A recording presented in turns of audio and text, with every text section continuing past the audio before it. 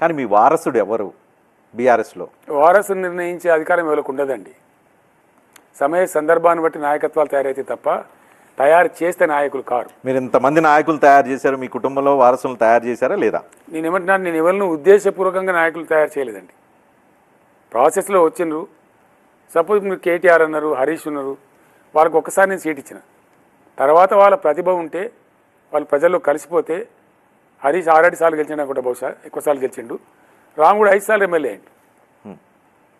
అవకాశం వస్తే దాన్ని సద్వినియోగం చేసుకొని నిలబెట్టుకునే వాళ్ళు రిపీట్ అవుతారు. ప్రాసెస్లో వాళ్ళు ఎమర్జ్ అవ్వాల్సిందే, కానీ మీరు ఎవరిని అట్లా నేను ప్రోత్సహించలేదండి. మీరు భవిష్యత్తులో కూడా మీరు ప్రాసెస్లో వాళ్ళిద్దరిలో ఎవరో ఒకళ్ళు ఎమర్జ్ అవ్వాలంటారా, లేకపోతే ఎవరో ఒకళ్ళని మీ వారసులుగా ఎంపిక చేసే? ఏమంటున్నా అంటే ప్రాసెస్లోనే కావాలి, ప్రజల నుంచి కావాలి, పార్టీ నాయకుల నుంచి కావాలి. అది శాశ్వతంగా నిలబడుతుంది, ప్రేమపూర్వకంగా ఉంటుంది. రుద్దినం అనుకో